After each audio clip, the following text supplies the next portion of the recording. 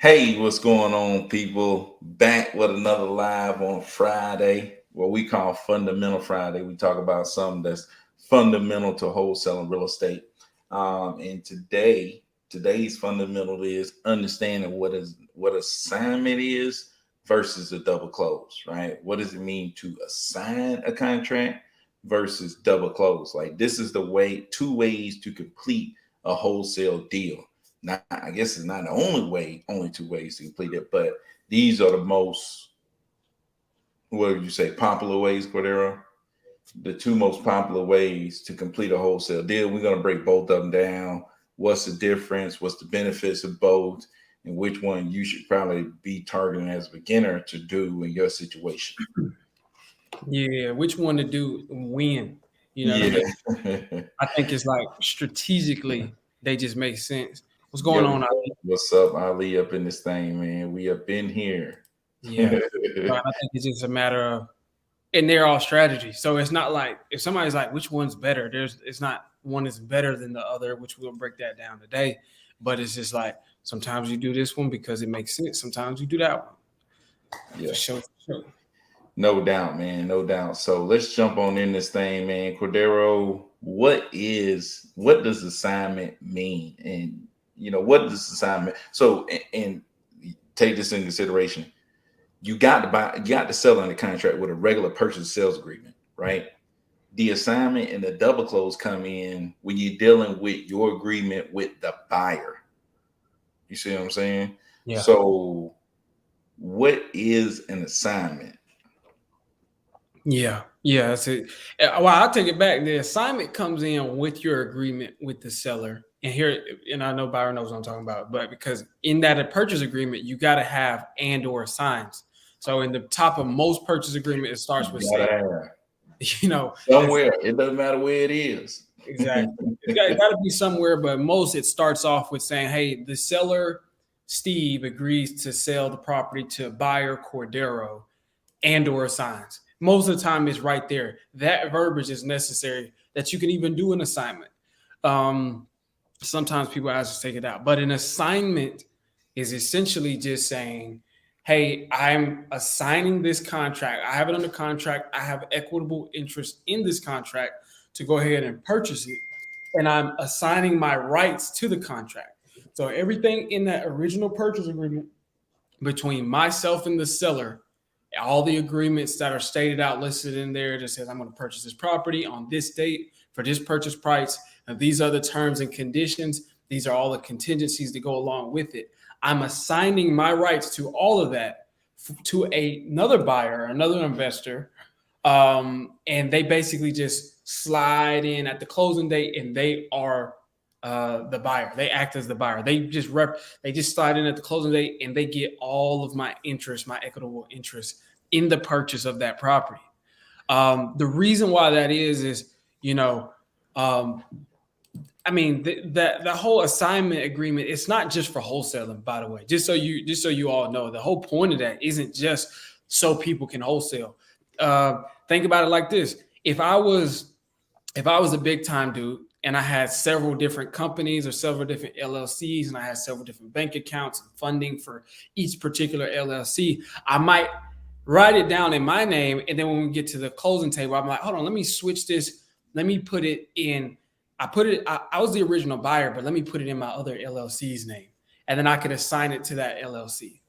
Or if I have a network of investors that I work with, let's say it's like my brother and we buy deals together and then we come to the closing table, let me go in and assign it to him, so on and so forth. So there's a number of reasons why one would want to step in the place of a contract. But ultimately, you can do this for a fee. And so, especially if I got this contract or the purchase of this property at a steep discount, and otherwise, if I wanted to flip it, I would make a good chunk of change on it. But let's say I don't want to do it, or maybe my funding got messed up, or I don't have the capital for it right now. But I do want to assign it. Maybe I can put this guy in his place, and we can agree to some sort of fee or something like that. So that's assignment. That's what an assignment is, and we could probably pull up what an assignment contract looks like as well. Yeah, no doubt, man. I always tell people, I always make the metaphors like Cordero, I know he goes to the barbershop, so he probably familiar with this. I don't even know if they allow this to happen anymore. You in the barbershop, somebody roll up in that thing, usually a high roller like Cordero, he come and say, hey, who got next? You know what I'm saying? Who in line to get in that seat next? You know what I'm saying? Signing that contract with the seller is saying that you are first in line to buy this property, right? You have the right to buy the property, right? If I'm sitting there, hey, I got next. Cordero say, hey, look, I give you $10. Let me go before you. You know what I'm saying? Let me take your spot, because that, to him, that spot is valuable, right? Yeah.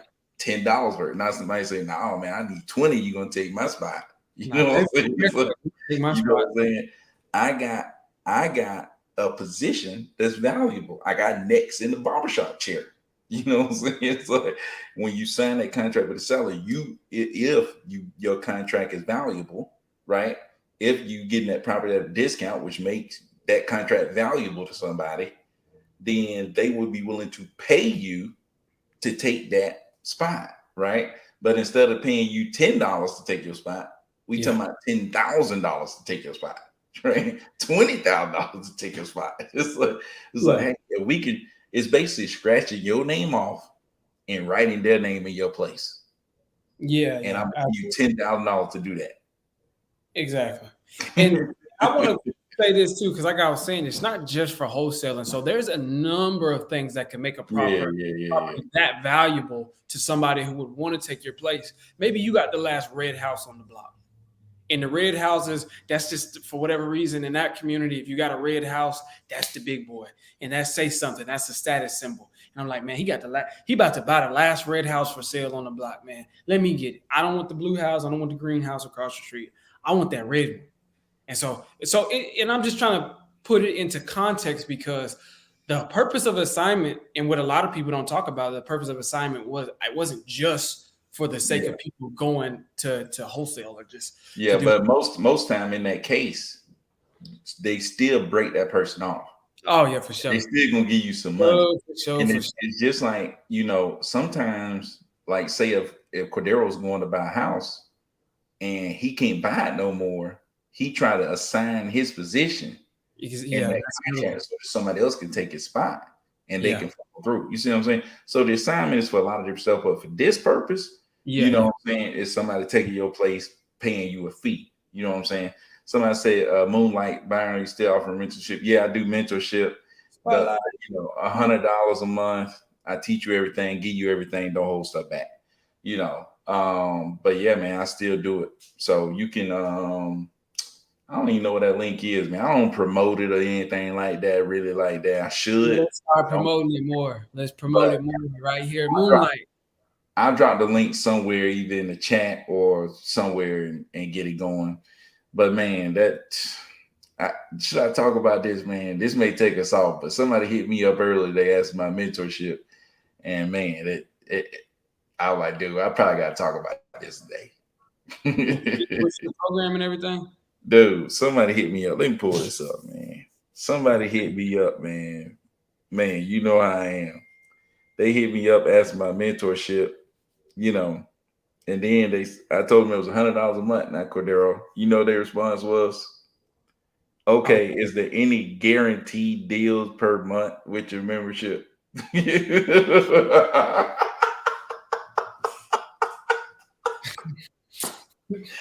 And I don't mean to laugh, man. You know what I'm saying? I mean, I don't know, man. It's just that we know how the business work and other people don't. So it's just like, yeah. You can tell, like, to play. I can understand where he was asking, where he was coming from mentally. He or she was asking that question from. Yeah. Like, also when you on the other side of doing deals, it's like, you see how silly that question can come off, dude. Because listen, you guarantee to do what we gonna tell you to do in the mentorship? Are you guaranteed to take action? Yo, you guarantee me you gonna take 100% action on everything that I say? Then I can guarantee you 100%. Are you guaranteed you gonna stay consistent taking action? Exactly. Like when I asked somebody, I was like, this is what I'm trying to do, yada yada yada. He was just like, man, I mean, how far away or like how far away are you from doing that? And that was kind of a silly question. I was just like, I mean, he was like asking if he come on my team, how quickly can we get it done? But I understood why he was asking. I was like, dog, how much work are you gonna put into it? Like, are you gonna do 5 minutes a day? Are you gonna call for 5 minutes a day? Or are you But gonna call not for even, 5 hours a day? yeah, not even just that though. You telling me that you want to pay $100 a month and guarantee that you're gonna do you know how much money you make on a wholesale deal? Dude, this I keep telling people, man, this is not Instacart. This is Not not Uber flipping shoes, Eats. This not is flipping not shoes, freaking, this is not painting a house. This is not cutting grass. pressure washing. It's not It's like, pressure dude, washing. this is not pressure washing. You're This is talking not about making tens of thousands of dollars. And you telling me you want to pay $100 a month and I guarantee you tens of thousands of dollars. man. Where on planet Earth are you gonna go and get that? I'm asking you, could it maybe it's a place on the planet. Oh, I know a place. I know a place, but I it's not. know a place. It's not legal. You are. We talk about legal, or you know what I mean. But I know.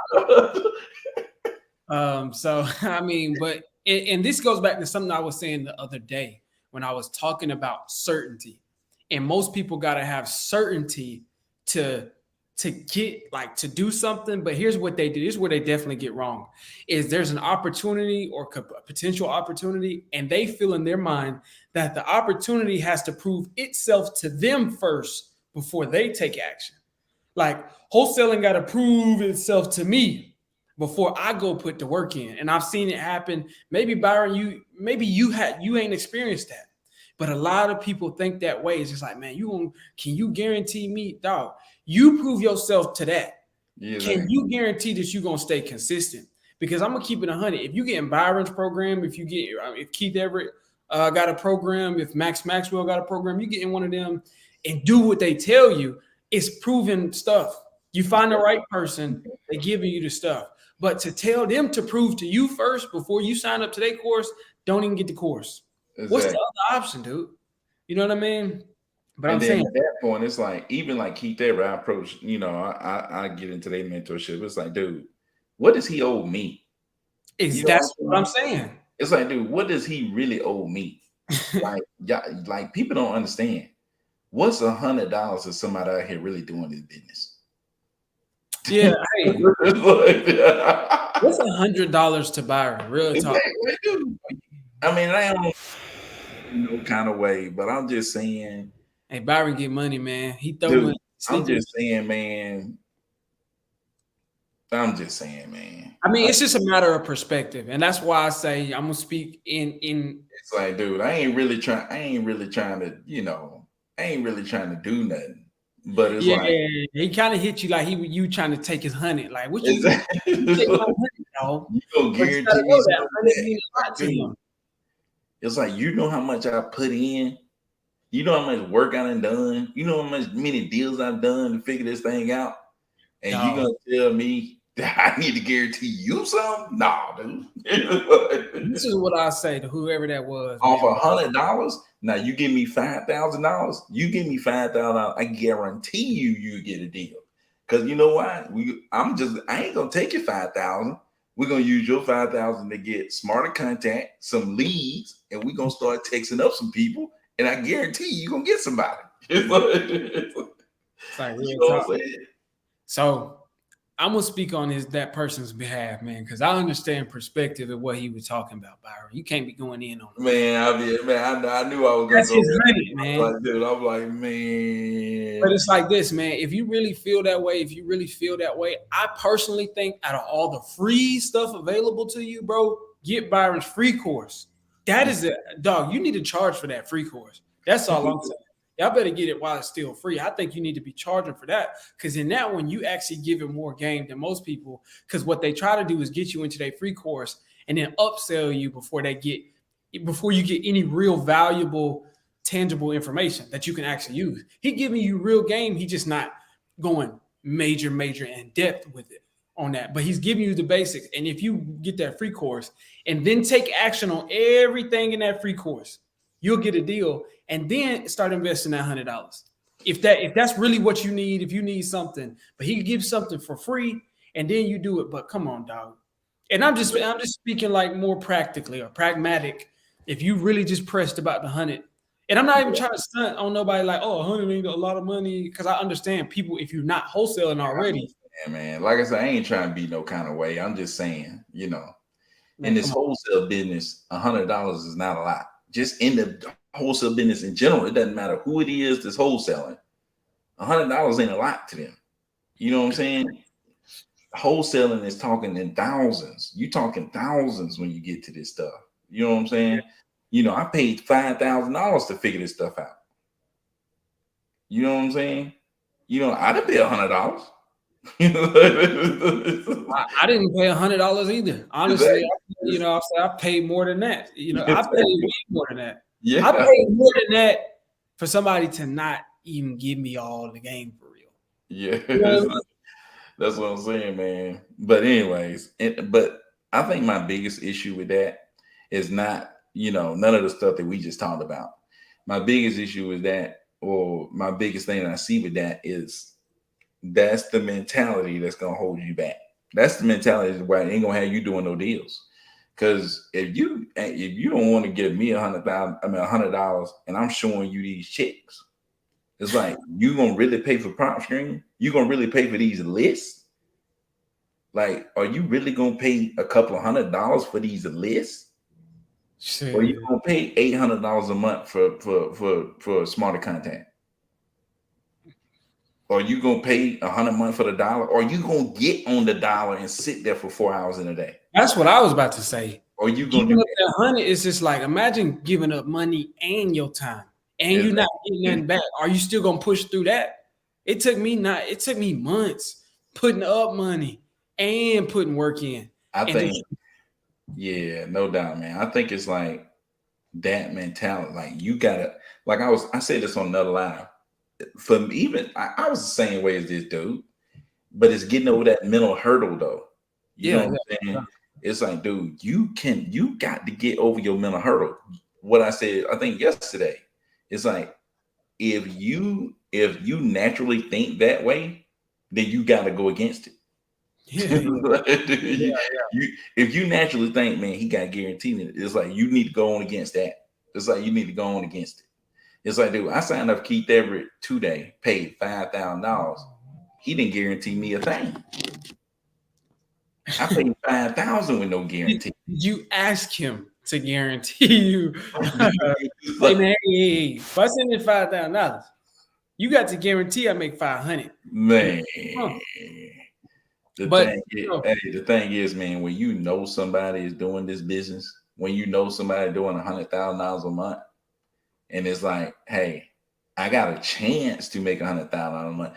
If I told you, Cordero, give me $100 a month, and you got a chance to make $50K a month, would you do it? Give me $100 a month, and you got a chance of making $10,000 a month. Would you do it? Come on, dog. Come on, dog. Yeah. It's $100 versus $10,000. It's like, come on, man.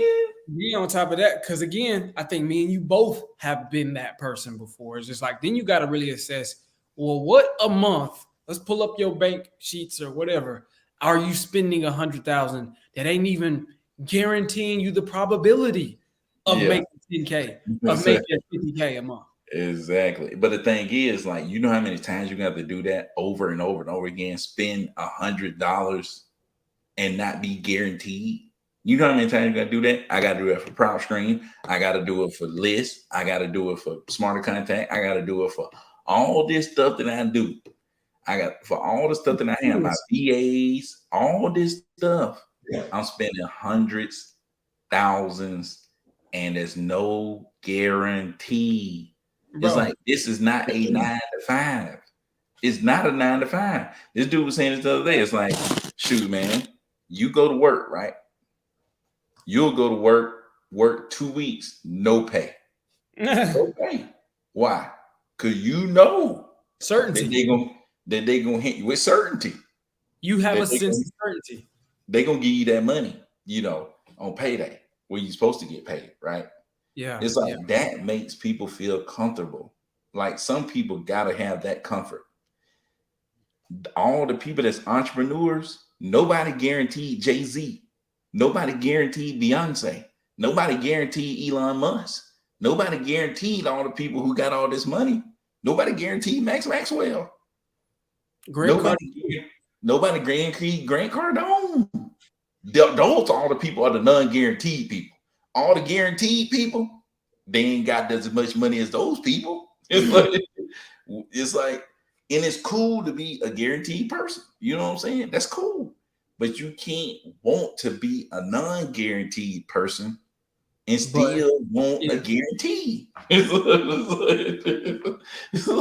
true. Very true. And you know what? To your Every month, my stuff is not guaranteed. I got people to feed, and it ain't guaranteed. What I gotta do? I gotta go out here and get it, man. You know, every month is every day. It's like, dude, are you kidding me? I'm not guaranteed. Who gonna guarantee me? You think, yeah, man, you gotta. I'm gonna get two. Because he talking like tomorrow guarantee. You gonna guarantee, dude? You ain't even guaranteed to wake up tomorrow.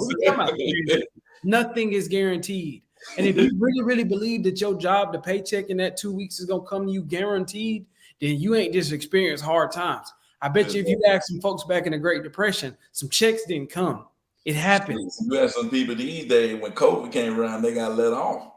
Ask them about guaranteed. Time out. You know what I'm saying? But what I'm saying is like it's a continuous. That's what this business is. To Byron's point, what he's saying is you got to understand that when you say, "Oh, I want to get in business," it's a continuous put money up and continuous put effort up first, and then you get to eat what you kill. You don't guarantee. There's nothing guaranteed. Grant Cardone. I saw a podcast. This was from years ago now. A couple years back, he said he put $1 million a week into his marketing. That's how much money he's spending on his marketing. And that it's not guaranteed. No guarantee. None.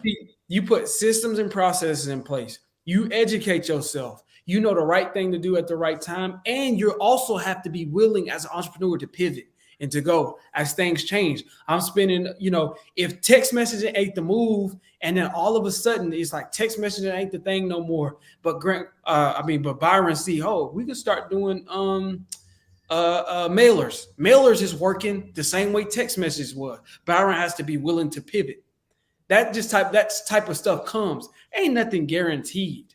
And he might have to eat 2-3 months. Like, dang, why this text message ain't working before you? Like, okay, let's make the switch and let's go here and do this. That type of stuff is real in this business. So you talking about a guarantee up front. We just letting you know, dog, there is no such thing as a guarantee.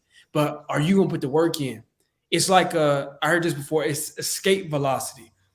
It's escape. When them astronauts get off into that ship to go into outer space, they're not guaranteed to make it 10 seconds. They not. And it's happened plenty of times before. That thing just, worst case scenario happens on live TV in front of everybody. But when they get there, it's like you got to have something called escape velocity. It means that you got to push harder and harder and harder to even get out of the atmosphere. When you break through, it's a different story. But it's just like when you get out there, you're not guaranteed to make it back and so on and so forth. But you got to be harder. You got to be meaner. You got to be hungrier. You have to have the tenacity to push through that initial startup. And if you ain't made your mind up, and if you need a guarantee and a certainty, then dog, how you ever going to get out here and really do what it takes? Just to Byron's point, it's just like you got to understand that the uncertainty is continuous. The putting money up and not knowing if you're going to get it back is continuous. So it's just like, no, he can't guarantee you nothing, but he can guarantee you that he'll give you what's working for him, what's working for us. Yeah. And you got to put the work in. And if you put the work in, your likelihood that you'll get a deal is a whole lot higher than if you was to just try to figure it out from scratch on your own. I can say that at least. But yeah, man, we did get off course. I knew I had to get it, man. I had to go in on that, but and there's no disrespect to the person who asked that question or anything like that. as far as, and that was on IG. Nobody on here asked that, but Hey, yeah. Because it's just that when you see that mindset, yeah, and it was my mindset, I know that's what's holding you back. You know what I'm saying? And that made me get all stirred up because it's like I had to overcome that same thing. And it's like that's the thing that you got to overcome. You know what I'm saying? But anyways, we're gonna roll on, man. So we're gonna go on to Ali, man. Well, Ali, tell me. he's talking about how do y'all handle objection when it comes to down to earnest money deposit? And I had a seller refuse to sign one time because I offered him $100 EMD and he wanted a couple thousand when the property was worth 50K. Yeah, first and foremost, we'll tell him straight up. Listen, that's kind of a two-part question. That's not, never mind company policy, dog. That's not standard real estate practice to several thousand for 50K. It's usually like 1%. So you can say, well, we can do $500. We do, especially in a case like that, Ali, when he's just like, well, it's 50K for the property. I need this. It's like, well, it's standard in real estate. Let him know. And that'll give you the air of you're the professional and he'll have to respect that. Dog, we can do 500. But to really answer your question, it's usually not an objection for us. We kind of just, whatever you need. And again, this is why we do the reverse way, where we got the buyers first, and we just let the buyer know, hey, the seller need 5K. The seller need 5K earnest money to make this work. They're like, yeah, I don't care, because we're gonna close on the property. So yeah, that's pretty much how it happened. Yeah, no doubt, man. I agree. So hey, Byron, does Smart Contact do automatic texting like REI reply? Yeah, it does. It's like scheduled texting and it sends it out on a schedule. So I do like that part about contact. Yeah, I did answer your question, but that was before my big rant. Sorry about that. But I do mentorship, $100 a month. I'm gonna drop the link right there. That was my answer to the question. I wasn't talking about you in my big rant. But then what I'm saying though, can you guarantee Moonlight gonna close some deals, dude? At least a deal a month. Can you guarantee? He thought, because you know why he asked that? Because you touched all of the points, but I think one other thing is he might have thought like, oh, you're trying to sell a course. Like you got a whole like Grant Cardone. When you buy Grant Cardone training, he got a sales team to sell people on his training. Byron just offering you training out of the like for $100 a month to be nice. Yeah, exactly. Like business for him. So he's not trying to sell you on the idea of spending $100. So he don't gotta like, oh, here's the pitch, here's the deal a month. We can guarantee you get this, this, and this. If you looking for like, it's just like you can get in, and for $100 a month you get. It's like, dude, I ain't looking. Like, dude, I ain't out here trying to search for people to pay me $100 a month. Yeah, it's like dude, I'm just doing that just to have something. You got to give up something. Because if that was the case, I would just listen. Y'all can get my course. You can join my mentorship, $99 a month. Yeah, you know what I mean? You save that dollar, you come with me, and you basically get the same thing Byron already got. You know what I mean? Yeah, dude. It's just I just did that because of so many people asking me. You know what I'm saying? So it's like, shoot, let me create some way I can help some people that might be interested. You know what I'm saying? And then like you got to create a barrier to entry. It's like, otherwise, it's like everybody just trying to jump in and really ain't talking about nothing. They ain't talking about nothing, man. I'm telling you, you'll waste a lot of time just because they don't got no skin in the game. But yeah, let's get back on the topic, man, because I think it's a good topic and it'll provide a lot of clarity for people. Yeah, we talk about people got to pay for your time if you know something, because they'll waste your time. Not even trying. Not even trying. They ain't even talking about nothing. But anyways, man. So I just dropped a link to the course down there. This is the link right here, right? You get to join in. You get to sit around on Sundays, talk to people like me, Cordero, show you how to do this thing. Got other Keithon, other big timers up in there, man. Yeah. We'll share with you what we do, kind of show you, give you more insight on the deals that we do, stuff like that. So that's kind of what we have. But anyways, that was a good question about the earnest money deposit, because it doesn't matter if you're doing a closing or double close. You want to factor in your earnest money deposit, right? So if you're assigning that contract, how do you determine how much you're signing it for, Cordero? How do I determine Yeah, how how do you much I'm determine how much you're gonna assign that property for? Like, how much is the assignment fee gonna be? Like, how do I know? Well, that's a good question, but I'm gonna keep it honest with you. How I personally do it is our goal is we at least set a standard. Like every deal needs to be at least this much, and for me, that's 10K. At least a 10K deal. But as Byron was telling y'all the other day, it's just like he was putting in my mind. It's just like if a deal is there, don't just leave nothing on the table and put your pride and ego to the side. All right, don't leave nothing on the table. You know what I mean? Yeah. But for the most part, you want to kind of set that standard. And what that does is allow you to kind of anticipate. And when you set your mind on it, it gives you a better shot at talking the seller down and talking the buyer up when you need to. And so that way you're setting that expectation going into it. We at least need this type of spread. And it usually works out a lot in your favor. Once you already set your mind up, you can start putting them in that position. But I think the best way is to, when you got a deal, go to your buyer and see where they would be interested at, and then say, okay, where would you buy this at? And then if and see and get a range of where the buyer's at and get a range of where the seller's at, like an idea. If the seller's like, I guess I'd be, I could do 155, and then you talk to the buyer like, man, if I got you this property, where would you need to be? And they'd be like, man, I might do. If they say the buyer's just like, man, I might can make 155 work. And I'm like, maybe okay. Now I'm gonna try to push the seller down and push the buyer up and make it a 10K. But if the buyer come back and say, man, I do 175. I'm like, oh, this might be a 20 piece. You know what I mean? Like 20 piece, or I'm gonna try to push the seller down as much and push the buyer up as much. So now you get the seller in the contract for 155. Right. And then what is the assignment fee? The assignment fee is the spread, between the buyer, between what I got it to buy at, and then what I'm going to charge the buyer. There you go. So you're just taking that. Oh, you mean like 155 that the buyer is willing to pay, subtract it from the 155 that you're paying the seller.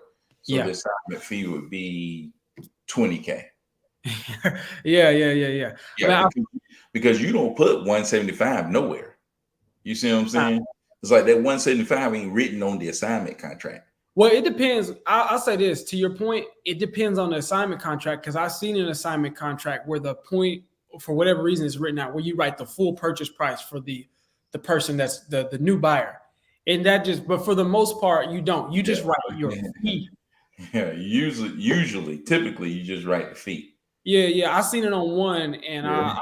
I think it was one that New Western sent me. Hey, speaking of contracts, man, I gotta show you something. Remind me after this to show you something about contracts. And I will, because what you showed me yesterday, dog. Oh man, dude. I need to get some glasses, a study book, highlighter, and just go over that. Oh man. But yeah, man. So your assignment would be 20K, and that's flat. You know what I'm saying?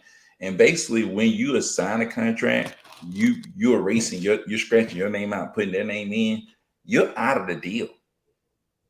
Yeah. Like, I didn't understand that when I first started. I showed up to closing.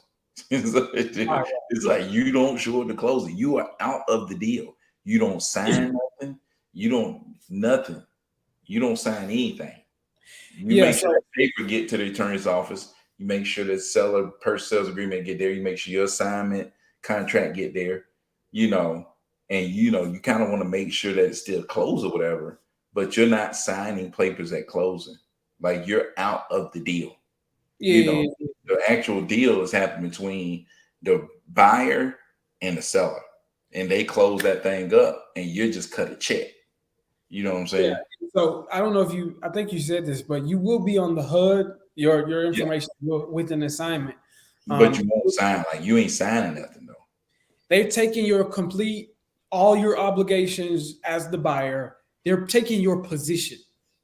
Like, you know what I'm saying? Like, you are completely just the same as if, again, back to the barbershop analogy, is if I was to step in your place, you ain't got no part in that, dog. You just sitting over there waiting for your turn now. Now you second. You know what I mean? And you just sitting there counting your money, I guess, count your bread. But like, my thing is, like, that's how you're able to do this for free. People like, how you wholesale the house for free? How do you? because somebody else is taking your spot. You see what I'm saying?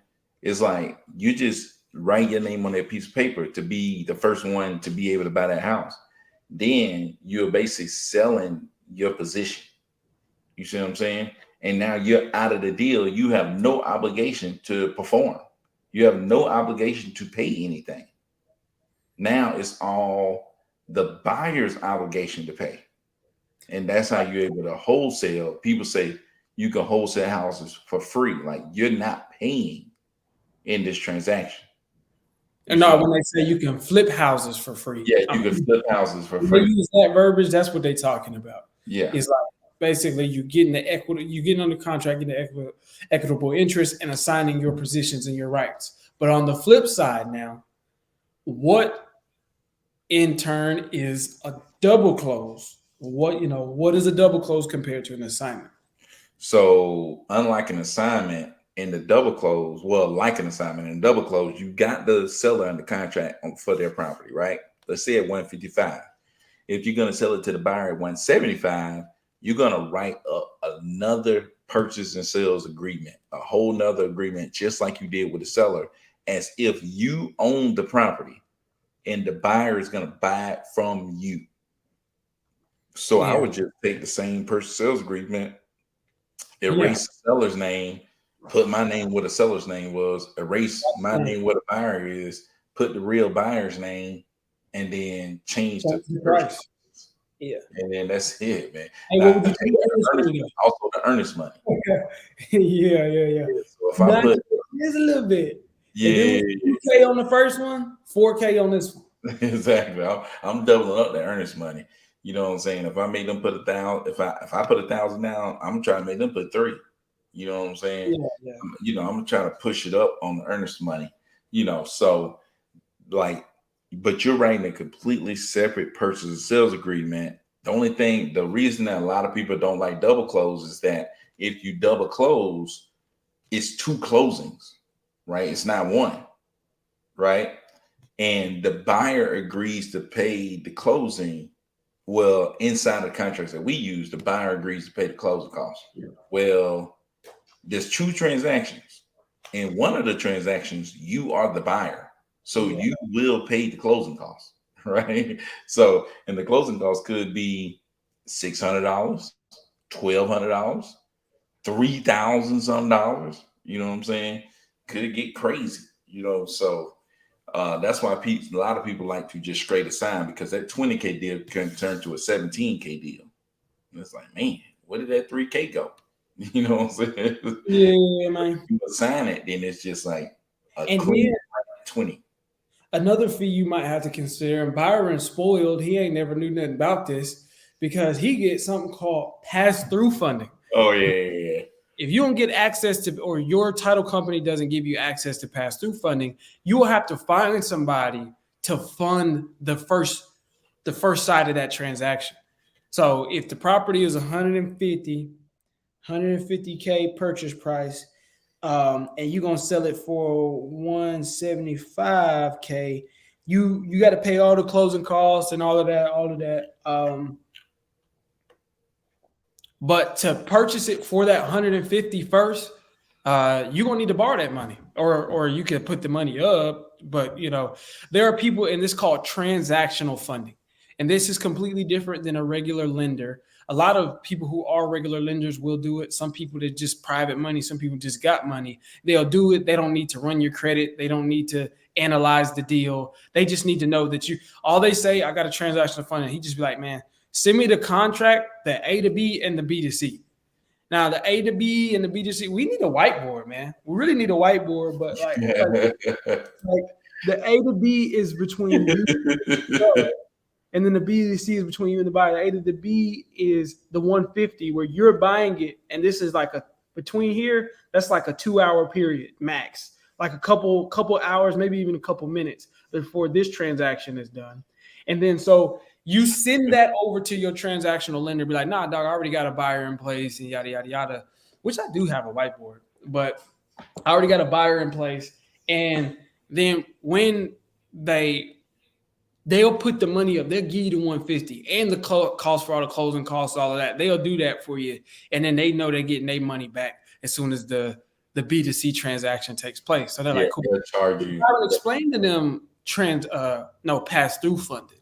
So pass through, and they'll charge you on that. That you said they'll charge you like what, Yeah, yeah. 1%? Well, it just depend on that person, whoever Yeah, you get to lend for you. You know what I'm saying? But it's like a yeah, 1% point a quarter or something like that. yeah, yeah. But so pass through funding is just where, okay, on the A to B that Cordero was showing y'all on that piece of paper, the A to B transaction is happening, but the closing attorney or title company is going to use the money from the B to C closing to fund the A to B closing. You see what I'm saying? So Yeah. your cash buyer that's actually going to buy the property, they're going to send in money to the title company. Well, that money is just sitting in an account. You see what I'm saying? They're going to use that money to make the A to B transaction happen. You see what I'm saying? And Yeah. once that is done, then they're going to turn around and use that money again to do the B to C transaction, right? So you have to have enough spread, to make sure that you can fund the A to B transaction and the B to C transaction gets. You see Hey, what I'm saying? I've Because been there.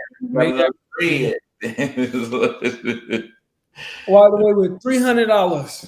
There you go. So I have Walk 1,000. What should I do to see a return on investment? Like, should I get $1, a pulling source? What would be a good investment? I would say if you got 1,000, man, I don't know. It's a couple of different ways you can approach this. You could approach it away. long term, get you a couple of leads, get $1, and start, dialing. Um, you know, man, to be honest with you, man, I don't know, man, because if It's you so get many different $1 and ways. start calling people, it's like, do you really know what you're doing? You know what I'm saying? The first thing I would do before I spend any money is get connected with some buyers. You know what I'm saying? The key is, it's like, you say you got $1,000 to do this. Once you run out of that 1,000, you got some more money. You know what I'm saying? If you don't have more money to put into this, let's get all the free stuff knocked out. You know what I'm saying? It's Yeah. free to find a buyer. It's free to learn how to talk to sellers once you get on the phone. You know what I'm saying? Line up all your free stuff or your low cost stuff before you really get into, calling people and talking to them, because you want to have a buyer waiting when you call and talk to somebody. That way it's like, boom, let me get it over to this buyer. And now this transaction got a possibility of going down, quick. You know what I'm saying? It's like, so I think that's one thing you need to consider. It's like, first thing, let me knock out some of this free stuff and let me learn as much as I can. So when I start spending that 1,000, I know what I'm doing. You know what I'm saying? This is like if I was gonna go open up a car wash. I don't need to spend my money like quick on that car wash when I don't even know the business.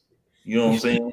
I need to learn the business. I need to figure out what I'm doing. I need to get connected. I need to figure all this stuff out before I go out here and just start blowing the money. You see what I'm saying? On Yeah. stuff. And it's like, I really don't know what I'm doing. But the Get thing is, Byron's free how course.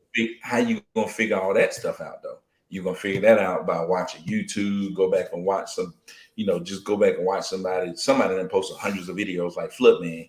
Go back and watch somebody that you can understand. Go back and watch all their videos. You know what I'm saying? And then you'll start understanding and kind of seeing what's going on. Then you'll feel more confident. Oh yeah, you go connect with some buyers, you're gonna feel real confident.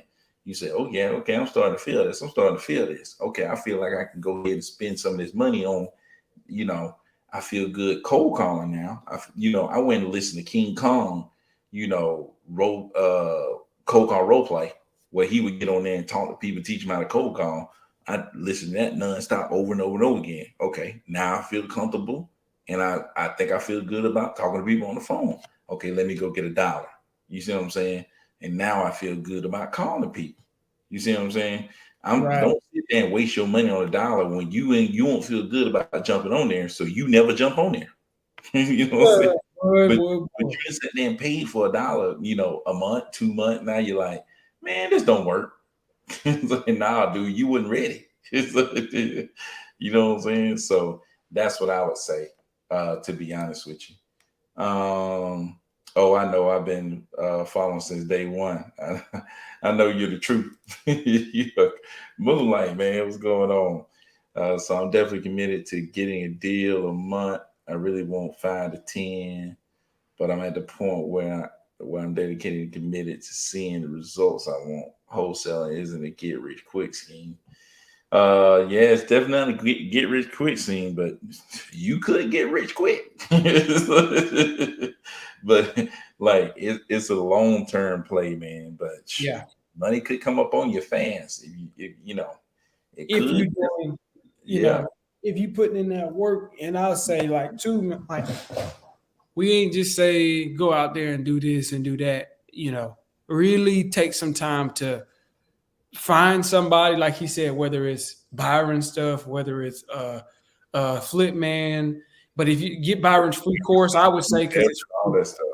all of that. But I'm saying pick one, Yeah, maybe one. one or two people that you follow, and don't be watching Byron talk about reverse wholesaler, and then you go watch a Jerry Norton video and he's talking about all you need is the deal. Don't get the buyer. No man can serve two masters. You're going to be confused, and it's just Hey, like, I'm not a master now. I'm not a master. like, that's a meta. I'll It's just, I'll just mess. but that's just a metaphor for anything in life. Like, don't go in two different directions or two pieces of advice. And it's not necessarily about Byron versus Jerry Norton. It's about the strategy, this strategy versus that strategy. Those are what you need to serve. You either need to serve the reverse wholesaling method and stick with that and go all in on that and figure out a way to build your system around that. But with $1,000 and you getting started off and you committed to doing it, it might seem like, oh, I just need to be doing a lot of motion. I need to be doing a lot of stuff, but it's really just one or two important things that you need to get right.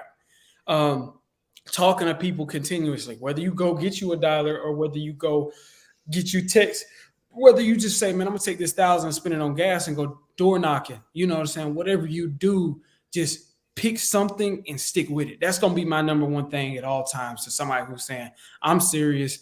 I'm tired of just watching the videos. I'm tired of being on the sidelines. I want to get in the game. It's just like your best bet is saying, okay, if I'm gonna get in this game, I'm gonna be the best 3-point shooter there though. Yeah. I'm gonna get in this game. I'm gonna make sure I'm the best 3-point shooter. Period. I'm not gonna say I'm gonna get in there. I'm gonna try to shoot threes, be the best passer, get all the best rebounds. You do all that, you're gonna burn yourself out. You're not setting the right expectation, and you're not gonna be the master of none of those things. Yeah, you're gonna feel like it ain't working. Yeah. Yeah. So I would say, much like Cordero was talking about, the two things that you need to do. One is consistently marketing. And the other thing is finding cash buyers. So you need to find serious cash buyers and you need to be consistently marketing.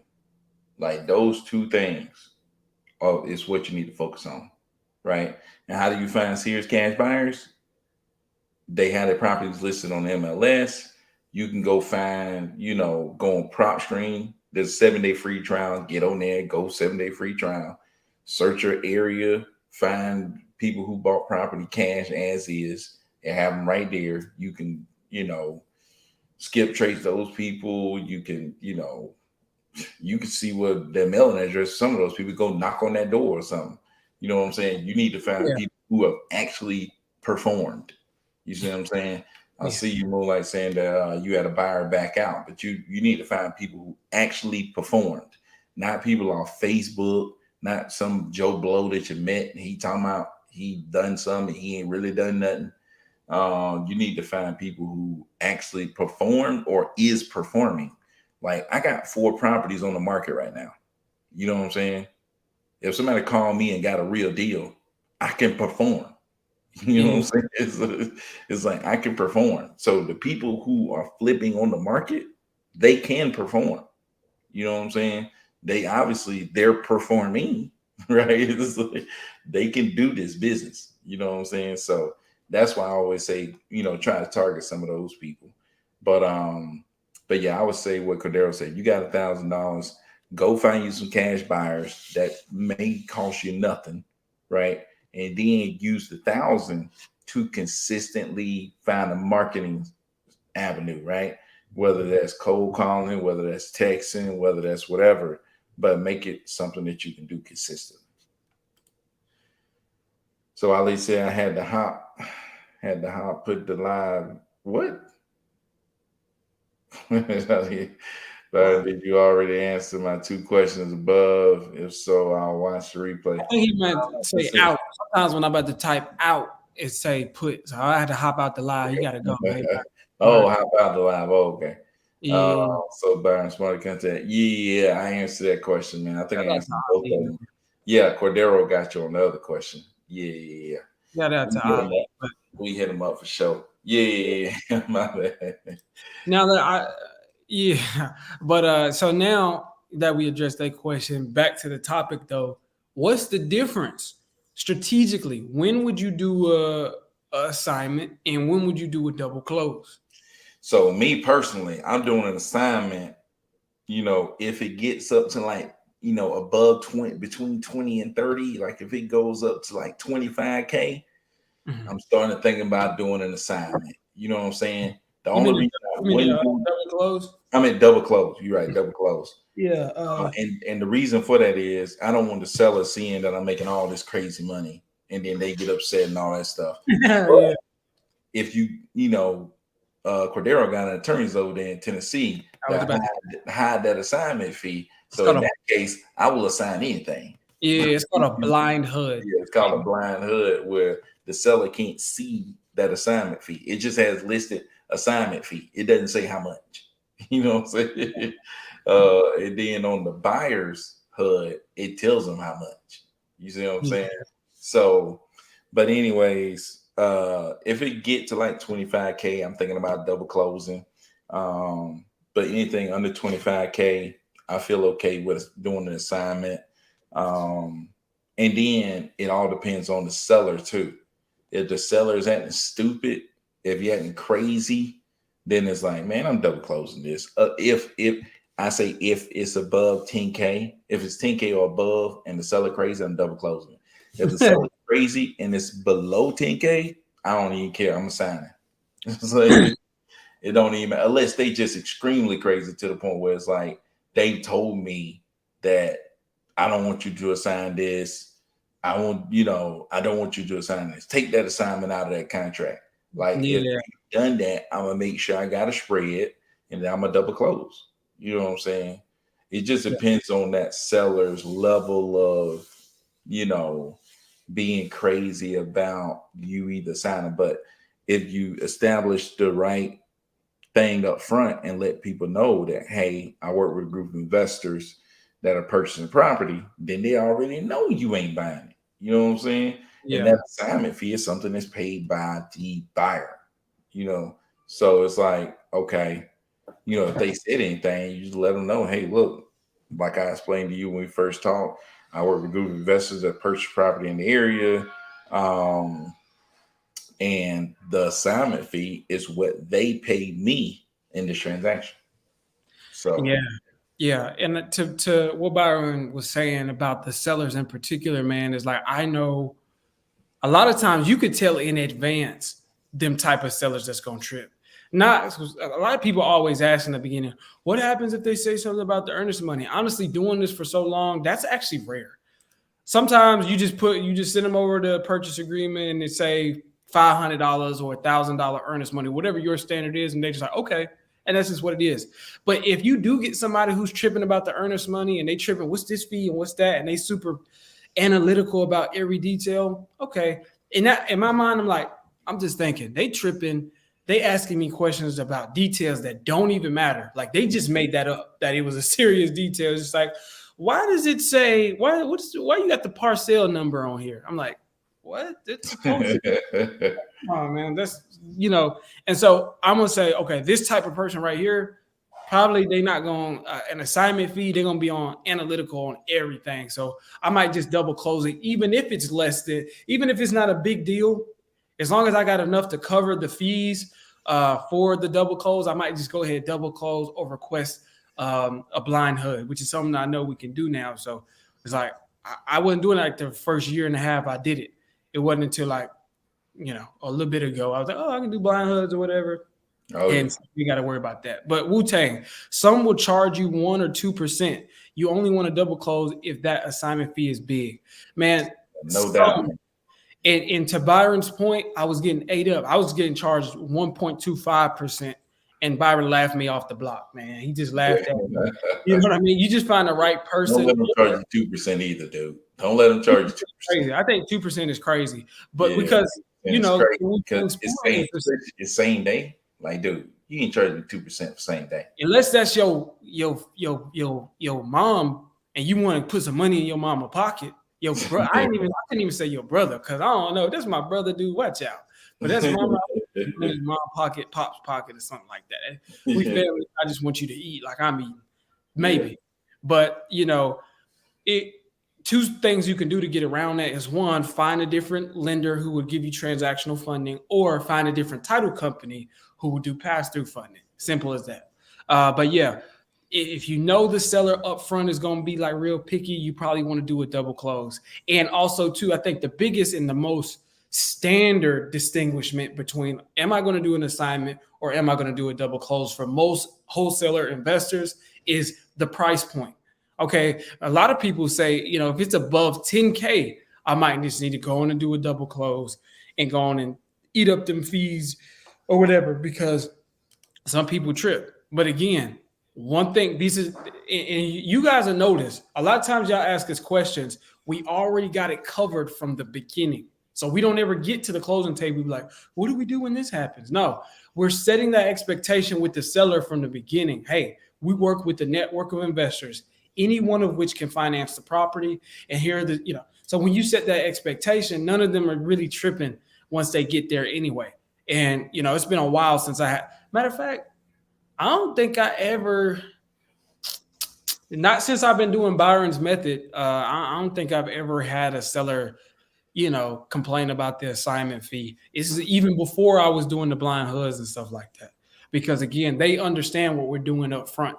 And so just let them know up front, set the expectation up front. You shouldn't have to, but still, if you feel like it's just that type of person, then go ahead and be like, no, let's do a double close. Or sometimes it's not even just the seller, it's the buyer. Yeah. I want to say two things about that. One time, you know, you can get a buyer who's kind of like just, oh, what's all this? You sure you need to be making that money, dog? If it pencils for you, then it shouldn't matter if I was making 30K or if I was making 30 million. If you looked at the deal at those numbers and was just like, that's enough for me. Yeah, and then you if the buyer talking about something crazy, man, I ain't dealing with that buyer no more. Like, yeah. If you sitting there telling me what I should make, then I don't need to deal with you. Yeah. But another thing that I'll say when it comes to buyers is some buyers, they got a cap on how much you can assign it. That's just their particular company weight policy or whatever. Just like they're like, we don't do any assignments up to 30K. They're not saying that they won't buy your deal. They're just saying, well, you got to do a double close at that point. They only have a certain amount that they will allow you to just straightforward assign the deal over to them. And that depends on the buyer that you're working with. So that's not necessarily a buyer that's just like upset at how much money you're making. They're just like, you can go ahead and make this amount of money, but you got to have to double close at that point, or you're going to have to take the deal down or something like that. So that's something to consider. Some buyers kind of have that, but they let you know that up front. It's not like when they see the money you're making, they like, we can't do this no more. That's not what it is. No. Yeah, no doubt, man. No doubt. So, man, we've been on here for about an hour, man. I think we broke down the assignment versus double close pretty good, man. Handled some stuff, answered some questions. I went on a rant, but it's still all good, man. But shoot, man, I appreciate y'all coming through, man, on this Fundamental Friday. We out of this thing until Monday, man. We'll be back. Giving y'all some motivation on Monday, man, to get out here and go make some stuff happen, man. But anyways, man, you got anything else left to say today, Cordero? Man, go out there, no excuses. Just get it, pick a lane, hit it, hit the hole, hit it hard, and don't look back. Yeah, no doubt, man. But shoot, till Monday, man. Peace out. I'll let y'all.